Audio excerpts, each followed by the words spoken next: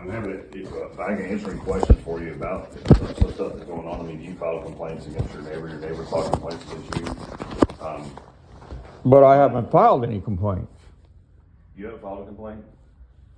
Nope, not that I know of. You haven't called code enforcement about that? My question is, you're talking, you sent Russell Ballard an email saying that you wasn't gonna respond to any complaints and that there was an ongoing litigation between me and the people at 7979.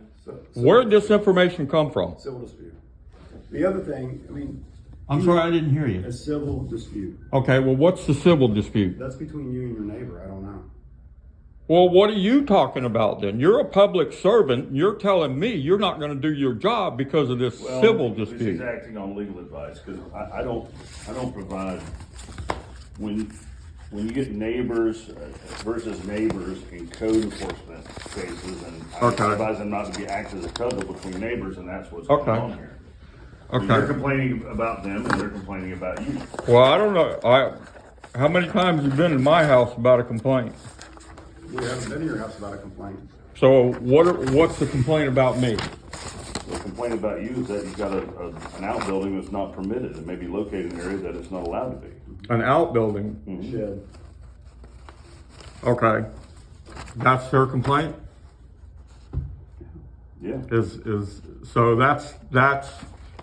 So that's your only complaint is that I have an outbuilding.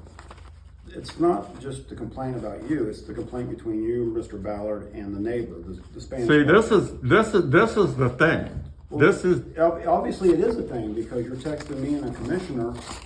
You know, you come to the last board meeting in LaBelle. Yep. And you basically make a threat to them. I didn't make a threat. How was that a threat? You basically make a threat.